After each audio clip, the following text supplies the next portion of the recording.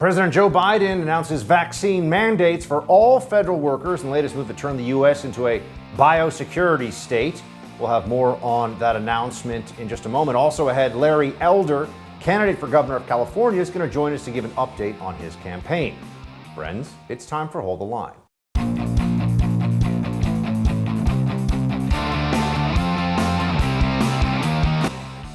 Welcome to Hold the Line. I'm Buck Sexton. So let's just start with a basic premise here. Because, Biden has his new template for America to get all of this COVID stuff under control. If only we would listen to Fauci and the science, they would be able to make all this go away. Does anyone still believe that? Do you still believe that?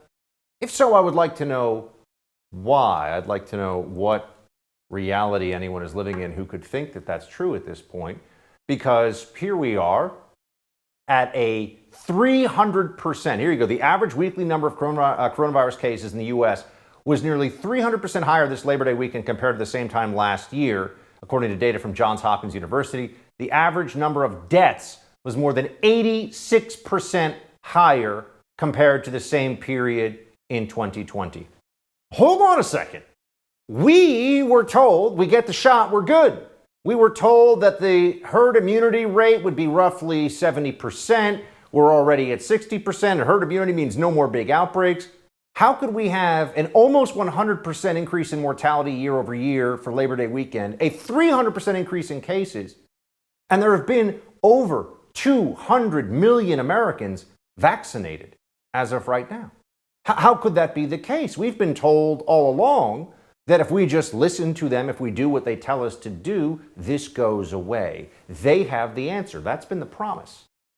But they don't have the answer. That's what you're seeing. They don't know how this is really going to end. How long will we need boosters? What kind of caseload will we see this winter? They haven't even thought that far. All they know right now is they better find a way to spin this. And that's why Joe Biden is seizing the reins. So he spoke today about what he's going to be doing. I mean, this was a CNN headline from this morning. All federal workers must be vaccinated with no option for testing.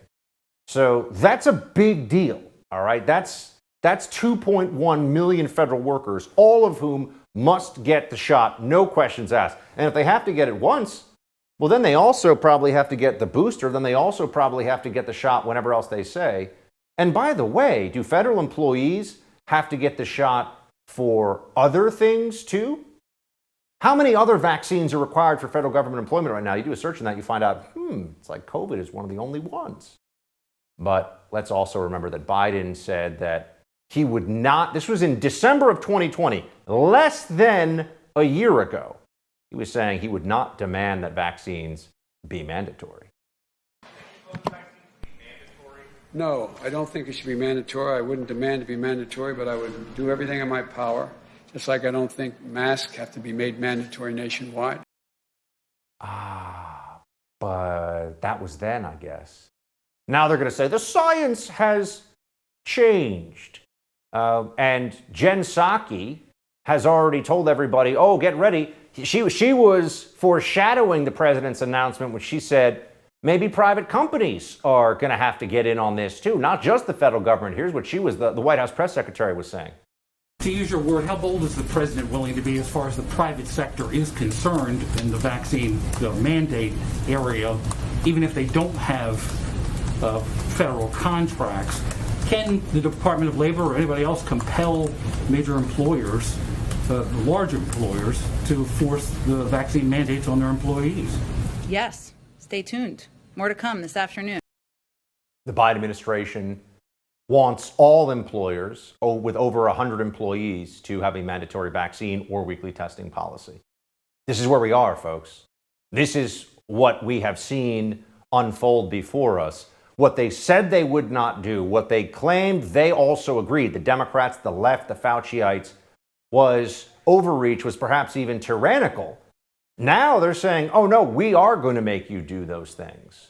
It is now the purview of the government to force the shot into your arm, into your children's arms. This is a big deal. It's not just about adults anymore, too. They're already pushing this. They want to make schools across the country, if they can, force your child to get vaccinated. Remember, Children are at almost no risk from this disease, almost zero. Statistically insignificant. But on MSNBC, they have medical experts showing up who are telling you, oh, you need to vaccinate your kids. That has to happen across the board. So when do you think they could potentially have access to this vaccine? Kids under 12. I know. You think I know FDA secrets? You're wrong. I know that as much as you do. We, the FDA Vaccine Advisory Committee, will review those data when we get it. Hopefully, we'll have those data to look at in the next month or two. I would hope we would have a vaccine by, early winter, because certainly we need it for children. But having the vaccine isn't enough. We need also to vaccinate children, as we're not seeing really in the 12 to 15-year-olds. So, we all have to participate. Oh yeah, that's really going to stop what's happening right now. If we just had all the kids vaccinated, just a little more, comply more, do what we tell you. What are we getting out of this exactly at this point? They can't even explain how is it that you have the caseload we currently do and record hospitalizations along with it in many places and a pretty high death rate considering that 2/3 of the country roughly has been vaccinated. You add to that about 100 million people have natural immunity from recovering from COVID. The number should be much lower if these vaccines were as effective as they promised in the beginning of this, which they are not.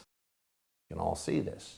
But now this is the tool that they are going to lean on. This is what they're going to go for. If only we had broader mandates, then everything would be fine. Here's another MSNBC doctor saying, got to create safe work and safe school environments by having vaccine mandates for everybody.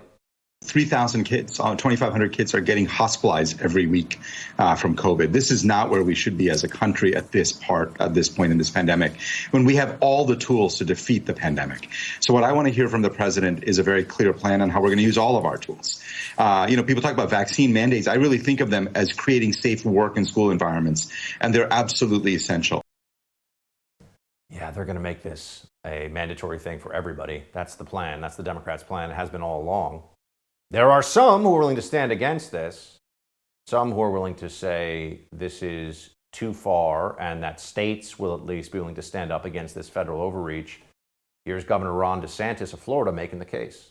And at the end of the day, my philosophy is, as governor, my job is to protect your individual freedom.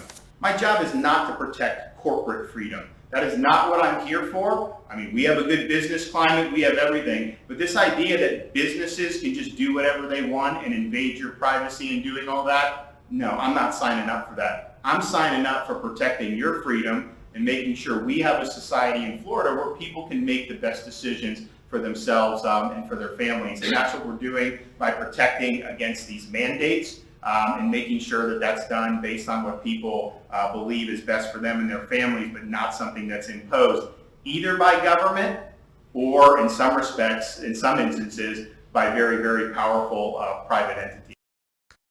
He's right. That's what it's going to take. All right, California gubernatorial candidate Larry Elder was attacked yesterday by a woman wearing a gorilla mask, a fact that has gone virtually unreported by mainstream news outlets. Elder will join us after the break to discuss the incident and his future plans for the Golden State. First, let's talk about the crypto market. Everybody wants to invest in crypto these days. Bitcoin, Ethereum, dozens of digital tokens out there that people have made huge gains, as you've seen. It's not easy to get started.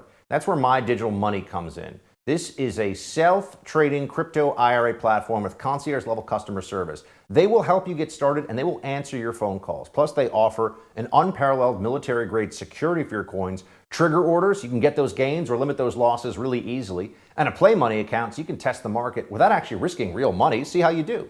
With the recent pullback of most of the major cryptocurrencies, this could be the best time to get into this exciting technology-based investment. You deserve a team of dedicated professionals when it comes to your money who have your back and speak to you honestly. That's what you get at My Digital Money. Go to mydigitalmoney.com. Again, mydigitalmoney.com. Candidate for California Governor Larry Elder joins us in just a moment.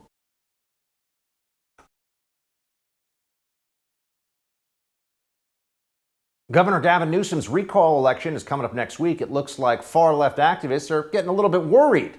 Look how at least one of them treated Republican gubernatorial frontrunner Larry Elder in Venice Beach, California, yesterday.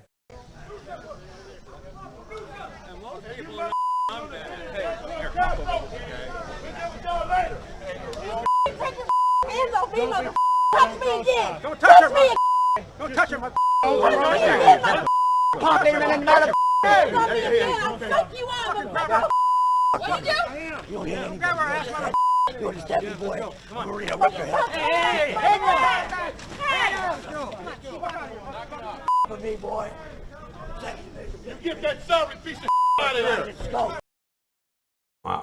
Republican candidate for the governor's office in California, Larry Elder's with us now to tell us what happened here. I mean, Larry, first of all, love the campaign you're running. Certainly a hope that this is going to lead to victory. I know it's a big ask, but we appreciate you joining us in the midst of this. We only got days away.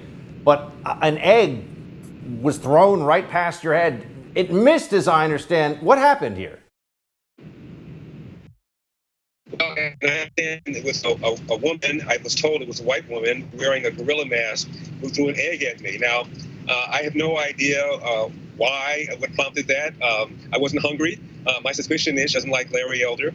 But, you know, this was in an area of Venice where there are a lot of homeless people. Buck, and people are frustrated. They're angry. It's not just the homeless population that's in trouble. People around there, people that are living in buildings, people, children, families. Gavin Newsom, when he ran for mayor of San Francisco back in 2004, promised to end the homelessness problem in that town in 10 years. That would have been 2014. I was just in San Francisco, and I can tell you that the problem is even worse. And they're not doing anything about it. They're not dealing with the underlying reason why people are in the streets in the first place. And this problem needs to be turned over to nonprofits, to churches, to mosques, to synagogues. Government has proved itself to be ineffective in dealing with the problem. And then once people are removed from the streets, they have to have somewhere to go. And because of the environmental extremists in California, the average price of a home just hit $800,000. We're not building low-cost homes to put people. I talked with Dr. Ben Carson, the former HUD secretary, and he told me in the waning days of the previous administration, they had a plan. They had large areas of federal land in California where they were going to build small homes at a fraction of the cost that homes are being built at right now for the homeless.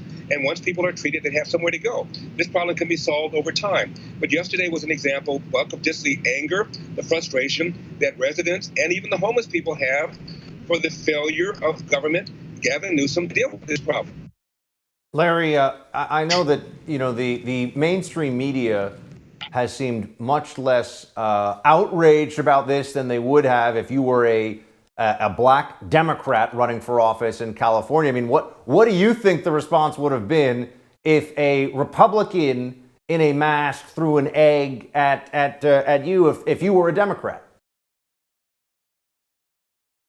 Well, you know what the reaction would be. They'd be talking about this in Bangladesh. And if I were a Democrat and some white woman wearing a gorilla mask threw an egg at me, they'd be talking about systemic racism, enduring racism, foundational racism, whatever kind of racism you can come up with. I've never played that game. You know, I don't want people to vote for me because I'm black or vote against me because I'm black, but there is a double standard. It was just a front page in the New York Times was negative about my candidacy, and it never once mentioned that I'm black, never once mentioned that if I were to be elected, I'd be the first black governor of California. Again, I'm not making a big deal out of that. I want to be the first Larry Elder governor of California. However, on the very same front page of the New York Times, Buck, there was an article about the, quote, first female governor of New York, close quote. A woman, by the way, who became governor because the previous one resigned, not because she got elected. But that was a big deal for the New York Times, that first. But Larry Elder, because I have an R at the end of my name, I'm not a first anything. It's just a double standard that I think we ought to be talking about here. Yeah, Larry, you know, they're very focused, the Democrats, on making sure that Newsom stays in his job and you don't take his job. We know that right now you're the front runner if he gets below that 50% vote threshold that he needs to meet in order to keep his job. They even have Barack Obama coming out to make ads endorsing Newsom. Here's what it looked like. Hello, Californians. You've got a big choice to make by September 14th. Governor Newsom has spent the past year and a half protecting California communities. Now Republicans are trying to recall him from office and overturn common sense COVID safety measures for healthcare workers and school staff. Your vote could be the difference between protecting our kids and putting them at risk, helping Californians recover or taking us backwards. Protect California by voting no on the Republican recall. I mean, Barack Obama's not from California. Spent a lot of time there recently. You know, interesting. Of course, though, it's just, big name in the Democrat Party. But I want to give you the opportunity to respond to some of what he says in that ad. Well, he's not the only one to cut an ad. Bernie Sanders cut an ad for him. Senator Warren cut an ad for him. Kamala Harris has weighed in. Joe Biden has weighed in. I'll tell you what they've never said, though, Buck. They never said, and I'm quoting, Governor Gavin Newsom has done a good job for California, close quote. They've never said that. They've talked about this being a Republican takeover. They've not praised him on what he's done about the cost of living. They've not praised him on what he's done about the homelessness problem. They've not praised him on the fact that crime is up 41%, shootings and homicides in Los Angeles. They've not praised him on the fact that for the first time in our state's 170-year history, Californians are leaving. It's never happened before.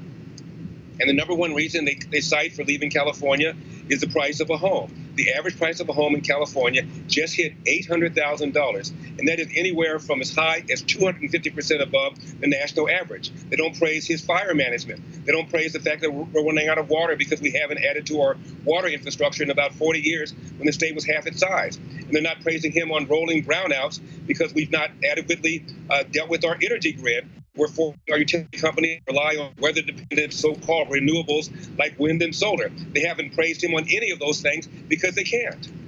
Larry, what would you do if you became governor of California? Let everyone know.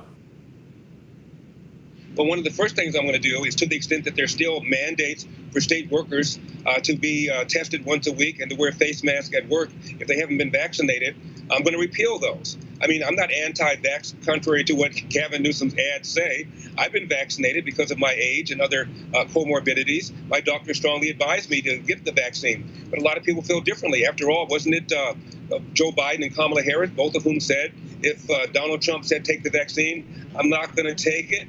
Maybe a lot of people follow their advice. And I'm in California. And virtually everybody in California who wants to be vaccinated has been vaccinated, and poor people can be vaccinated for free. A lot of people have made a very different decision. I think we ought to respect those decisions. I'm also going to declare a statewide emergency on water so I can unleash projects that have been sitting on the boards for decades, all held up because of fear of lawsuits by these environmental groups that use a law called CEQA, the California Environmental Quality Act, to stop all sorts of projects. I'm going to declare a statewide emergency on housing so I can unleash hundreds of thousands of units, all set, ready to go, all held up because of the CEQA law that I just now mentioned. So those are going to be some of the main things I'm going to be doing in the first few days and months of my administration when I get to Sacramento. And I'm urging people to go to elect.com. I'm sorry, tell everyone again. I didn't mean to interrupt you there. What was it? I'm urging people to go to electelder.com and throw a little something in the tip jar. My opponent has raised so far $75 million from the usual suspects, Buck. Hollywood, big tech, the teachers union, the most powerful union, and also the public sector unions. And one of the reasons the teachers union is so upset is that Larry Elder supports school choice that black and brown parents want. Before the pandemic, 75% of black boys could not read at state. Could not, and that was before they were denied a whole year of in-person education. School choice is the answer. Larry, look, we are rooting for you, and we hope everyone goes to electelder.com. Help Larry out if you can. It would be a seismic victory, Larry. Fingers crossed, saying a prayer. God bless you for being in the fight, my friend. We'll talk to you soon. Thank you very much. God bless. Google goes woke. Recently leaked documents, well, it's always been woke, really, but documents show that the digital giant is forcing employees to sit through so-called racial equity training that urges white employees to identify their privileged identities and other such nonsense. We'll have more on that in tonight's Buck Brief. But right now, let's talk about the most important asset you own, your home. How much equity do you have in your home? 50,000, 100,000, more? Cybercrime experts are alerting homeowners the more equity you have, the greater the chance foreign and domestic criminals will come after you. Home title theft is one of the fastest growing crimes out there. In fact, Home Title Lock, America's leader in home title protection, is alerting homeowners that they could be a victim already and not know it. Here's how it goes down. Cyber thieves search databases online for high equity homes. They pull your home's online title, forge your signature stating you sold your home, and then they take out loans using your equity. You're not covered by insurance, your bank, or common identity theft programs. Protect your most valuable asset today. Register your new address to see if you're already a victim, and receive a complete title history of your home, a $100 value, free. Go to HomeTitleLock.com. Again, that's HomeTitleLock.com, and we'll be right back with more. Hold the line.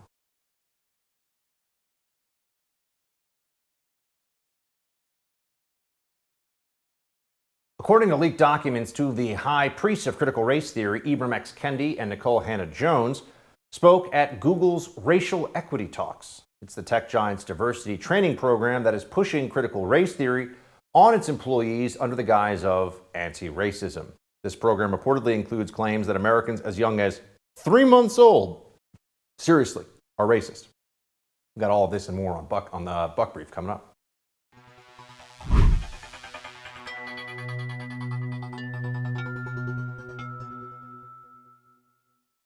Google is arguably the most powerful corporation on planet Earth. And in some ways, if you look at its ability to influence thinking and the conversation in politics in America and also around the world, you could argue it's the most powerful company to have ever existed. It certainly goes back to the Gilded Age. Maybe Rockefeller and Standard Oil had this level of influence on American finances and minds, but I think Google has them even beat. And here's the situation. They're indoctrinating employees who are then going to be the ones making decisions about what you see online, what comes up on search, what companies are allowed to advertise and which ones are shut down, what goes up on the internet, what we all see, the electronic record of our existence, so to speak. Google has a huge say in all of that. And they're indoctrinating employees into critical race theory. What kind of things are they being told? Well, this comes from a big hat tip to Chris Rufo from City Journal for his work on this. He says, or rather, this came out from a whistleblower, and here's Ibram X. Kendi, who is among the best-known critical race instructors in this corporate America world that we're living in now. Here's Ibram X. Kendi. Well, you can hear yourself.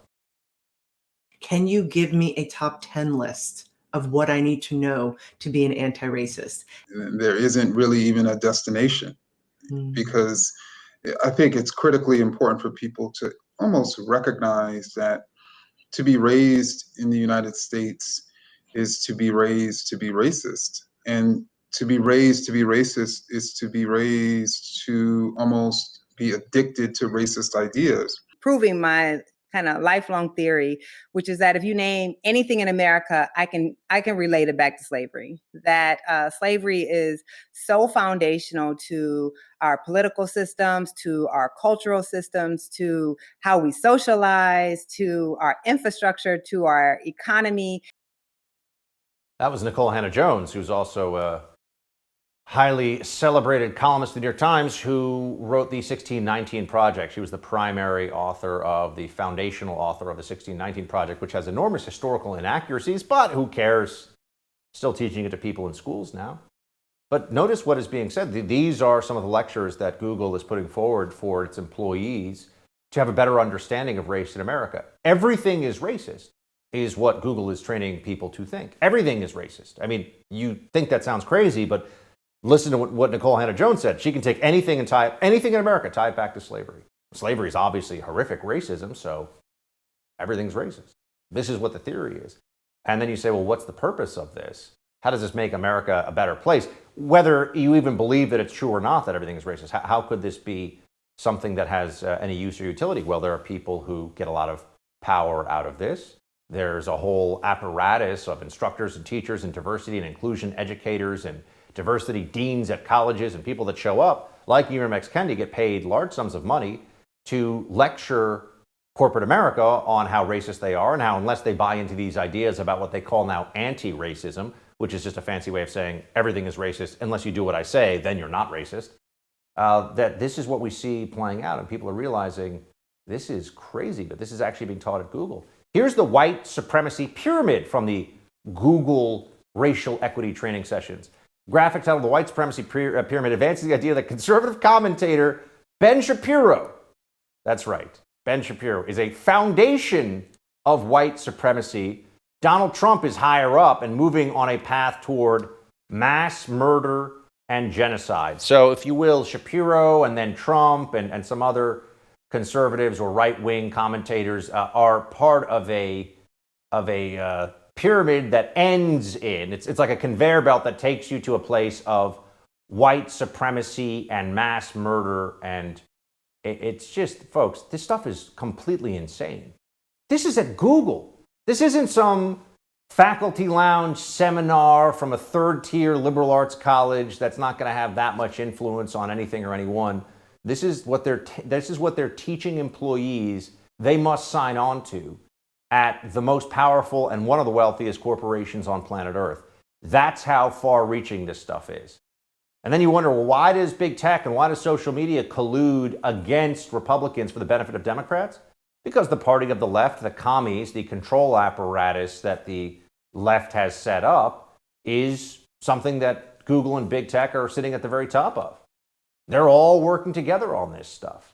Oh, and there's one other thing that I wanted to point out. Covert, this is also from the Google training, covert white supremacy terms. A Google lead created an internal document called Anti-Racism Resources, containing readings and racial consciousness exercises. One graphic claims that, here you go, colorblindness, Columbus Day, weaponized whiteness, and Make America Great Again are covert white supremacy.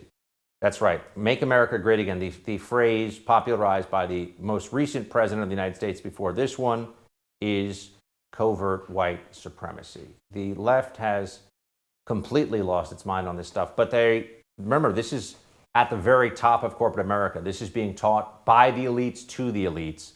And they believe this stuff. You see this in the way they approach their business. You see this in the way they conduct themselves. By the way, Robin DiAngelo, one of the most prominent critical race theory peddlers and the author of the 2018 book, White Fragility, was paid $12,000 in taxpayer money by Ohio State University to lecture on white privilege. And her first framework was titled Seeing the Racial Water. It's characterized as DiAngelo's way to explain what makes racism so hard for white people to see and identify common white racial patterns that prevent us from moving toward greater racial equity. And this is almost like a religion, really. And you have people that act as the high priests of this critical race theory religion. It is madness. All right, a huge blow to the anti-gun left as the Biden administration is forced to withdraw the nomination of a radical anti-gun activist at the top post of the ATF. Expert in all things firearm and Second Amendment, Cam Edwards, going to join us to give his take on the news when we come back.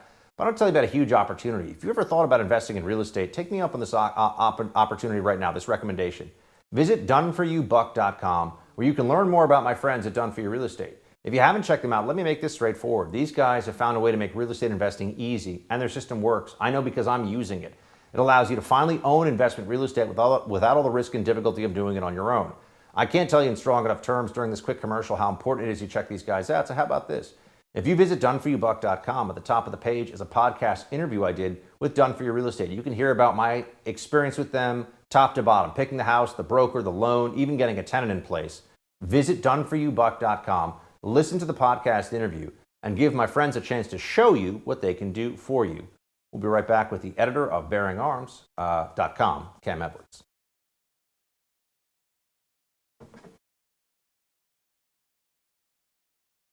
The White House is withdrawing the nomination of David Chipman to lead the Bureau of Alcohol, Tobacco, and Firearms after a history of controversial comments regarding gun owners came to light. Republicans have staunchly opposed the nomination of Chipman, who also failed to gain widespread support from fellow Democrats. Chipman's longstanding history as an anti-Second Amendment activist wasn't the only concern. The former nominee also reportedly made racist comments while employed at the ATF.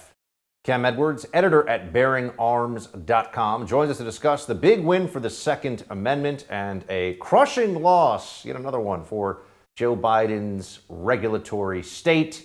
Good to see you, Cam. Hey, Buck. Thanks so much for the invite. So what happened here? I mean, I remember they were saying, oh, Chipman will be great to lead the ATF. Not so much. Well, it's not going to happen.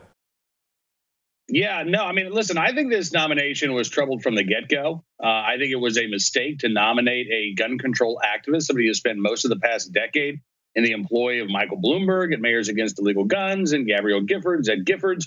This was a bad idea to begin with, but the gun control lobby and the Biden administration are hell-bent on going after outright to keep and bear arms, and they saw no downside in trying to install a committed gun control activist in charge of the ATF. They didn't understand that gun owners were not going to tolerate this. We were not going to put up with it. We were going to speak up. We were going to use our First Amendment rights to defend our Second Amendment rights. And that's why you saw red state Democrats like Joe Manchin and John Tester and independents like Angus King of Maine refused to sign off on this decision. They refused to confirm David Chipman because they knew that it would be the end of their political careers. And frankly, I got to say, I think it would be damaging to the Democratic Party in these red states if they were to back David Chipman. So I think these Democrat senators who said no made the smart move, not only for our Constitution's sake, but just from a political standpoint as well. There's also this that came to light. Multiple ATF sources back up the existence of a complaint alleging that President Biden's nominee, David Chipman, made racist comments during his previous stint at the agency. The quote was that he made some comments he was surprised by the number of African Americans who made it onto a specific promotional list. His insinuation was that they had to have cheated, which is kind of despicable. Somebody would have had to file a complaint against him if he were a supervisor making those statements. The current ATF official said the allegation ended his time in Detroit. He left Detroit because of that. So, I mean, it seems like that Chipman had a bad reputation for a number of reasons, but he almost got through all the way anyway because, I mean, the Biden administration, let's be honest, Cam, they want an anti-gun activist to be running the ATF in a law enforcement role, right? I mean, this is kind of it would have been a dream come true for them from that perspective. Oh, absolutely. And I think that's why they were willing to fight. I think it's why they were willing to hold on to that nomination despite, the protests from red state Democrats. But I'm glad that you highlighted Stephen Gutowski's reporting, Buck, because he has really done some great work in talking to ATF agents, people who knew David Chipman, who worked with David Chipman. And this is something that the mainstream media really didn't want to touch on. We were lucky if they actually mentioned David Chipman's time as a gun control activist, much less getting into the allegations of these racist remarks that Chipman allegedly made when he was in the Detroit ATF field office. The media was carrying the water for the Biden administration on this, which I think makes it even more remarkable that gun owners and Second Amendment supporters were ultimately able to squash this nomination and force Joe Biden to withdraw Chipman's name. On his Facebook in August of 2019, Chipman offered his second hardline opinion while sharing a commercial for an AR-15, slamming it as appealing to individuals who could commit mass shootings. He wrote, "When you advertise your rifle as being capable of unleashing an orchestra of metal and hellfire, your marketing appears to target mass shooters. See the promo ad for the AR-15 used in Dayton, made in Kentucky." I mean, this guy really hates guns, doesn't he, Kim? He really does. But, there's also something really important about what he said. He mentioned the marketing of that firearm. And this is a strategy that gun control activists are going to pursue, even without David Chipman as the top dog of the ATF. They're suing gun makers. The government of Mexico, for instance, just a few weeks ago, sued a number of U.S. gun makers in federal court, alleging that the marketing material used by these gun makers is somehow fueling violence. And the reason why they're making this argument is because a federal judge has declared that the Protection of Lawful Commerce and Arms Act does not preclude lawsuits based on fraudulent marketing claims. And so that's sort of this loophole that gun control activists have discovered. David Chipman, I guess he was prescient because he was talking about it 2 years ago. But this is the exact same strategy that the gun control lobby is going to be using in courts across the country.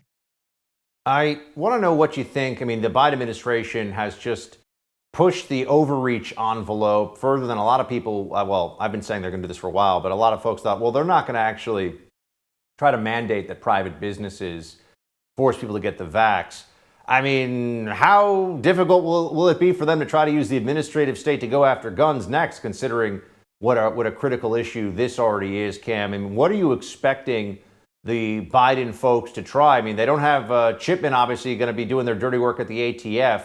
What's coming down the pike? Yeah, and here's the thing. Chipman's going to, what we're hearing is that Chipman's going to have some sort of advisory role in the White House. I don't think Chipman's going away. And you're right. The administration has demonstrated that they don't care what the Constitution says, whether it's the eviction moratorium, whether it's this new vaccine mandate for businesses. So I do anticipate that we're going to see the Biden administration move forward with some backdoor gun bans. We just had a public comment period close yesterday on a proposed rule from the ATF that would basically redefine all pistols that have stabilizing braces attached to them as short-barreled rifles. Now, Buck, we're talking about millions of legally owned firearms that the Biden administration wants to turn into restricted items with a stroke of a pen. And if you don't register those guns with the federal government, you could be looking at a federal felony, a potential 10 years in prison, and a $250,000 fine for a gun that you legally purchased. The Biden administration, again, is already moving forward with that, and they could try to do the same thing when it comes to AR-15s and modern sporting rifles. So you think there might be an executive order meant to be a kind of backdoor assault rifle ban or a version of an assault rifle ban? Is that fair to say?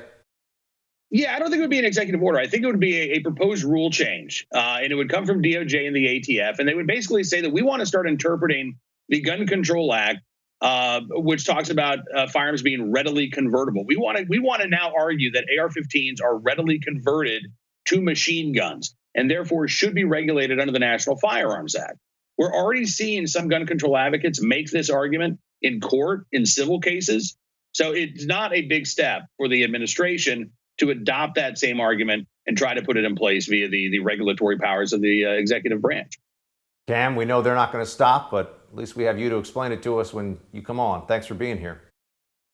Hey, thanks, Buck. All right, coming up, a 133-year-old time capsule at the foot of a Robert E. Lee statue in Richmond, Virginia is to be replaced with a new capsule full of items including a Black Lives Matter flag and an empty COVID vaccine vial. The wokeness never ceases to amaze. We'll discuss that in Quick Hits coming up. But first, let me tell you one more time about my friends at My Digital Money. Look, the crypto market's really heating up again. It seems like people want to get involved who've never done it before. That's why Colin Plume, the CEO of Noble Gold, created My Digital Money. This is an easy-to-use, self-trading crypto IRA platform. It's one of the few U.S.-based cryptocurrency companies that will answer your phone calls and help you get started. Because your comfort and security is their top priority, they offer unparalleled military-grade security for your coins, trigger orders to help you secure opportunities for gains or limit losses without having to watch your account all the time, and a play money account so you can see how you do without risking actual cash. When it comes to your money, you deserve a team of dedicated professionals who have your back, speak to you honestly, and treat you like a human.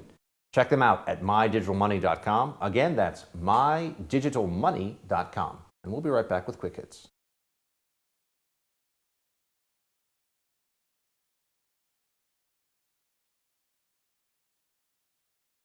Howard Stern apparently hates Americans' freedom, and the White House gives some bizarre spin on skyrocketing grocery prices. Quick Hits, it's time for it. Let's get to it. So there was a time when Howard Stern was very much a guy who, well, he built a career really on going his own way, saying what's on his mind, and being against the consensus on a lot of things, right? That was part of the brand. This guy became one of the most, perhaps financially, the most successful radio host of all time, or certainly close to it. He makes something like $100 million a year currently at Sirius XM Radio. And you'd like to think that he's a guy who thinks for himself and will speak out in defense of those who also believe in their freedom and their individual rights. He makes a living from the First Amendment, but very disappointing comments from Mr. Howard Stern on people who are opposed to getting the vaccine. Pretty disgusting comments, really. Here's what he says. I tell you what, as far as I remember, when I went to school, you had to get a measles vaccine, you had to get a mumps vaccine, you had to get, there was a ton of them you got. You still have to. In order to go to school, you have to have certain vaccines. When are we going to stop putting up with the idiots in this country and just say, it's mandatory to get vaccinated? F them, f their freedom. I want my freedom to live. Yeah, for a virus that over 100 million Americans have already been infected with and therefore are protected. But there's no exception to vaccines for those people. A virus that they want to make sure children get vaccinated against to go to school, even though children die from the flu in an average year more than they do from COVID-19. This is what we're up against. This is the kind of mentality that unfortunately has become very widespread out there, and they have not figured out how to beat COVID yet. That's just not true. You see the caseload, you see the hospitalizations right now. What they're telling people is inaccurate, but if you ask questions, if you say, hold on a second, I'm not willing to sign on with this. I don't believe that what you're telling me is the gospel truth. It's not 100% verified. I think that there are other ways we could approach this. They say, blank you and blank your freedom and do what we tell you or else. That's where we are. So a statue of Robert E. Lee in Richmond, Virginia came down. It had been up since the late 19th century. It came down because, Black Lives Matter activists wanted it down, and there's this whole fight over Confederate statues and many other statues too, by the way. It always starts with Confederate statues, and then it's Columbus statues, all kinds of things. But there was a time capsule in it. They've taken the time capsule out of the statue, Robert E. Lee statue, and put a new one in that includes the following. kente cloth worn at the 400th commemoration of 1619, Black Lives Matter sticker, Stop Asian Hate flyers, LGBTQ pride pin, and an expired vial of Pfizer's COVID-19 vaccine. Now, the one that I find the most interesting here is the Stop AAPI hate flyers. That was something the left seized upon for a little bit, and we were supposed to have a big national conversation about anti-Asian hate in this country and hate crime attacks specifically, until it became very clear that the people conducting the majority of the violent acts against people from the Asian American community were not, in fact, white male Trump supporters.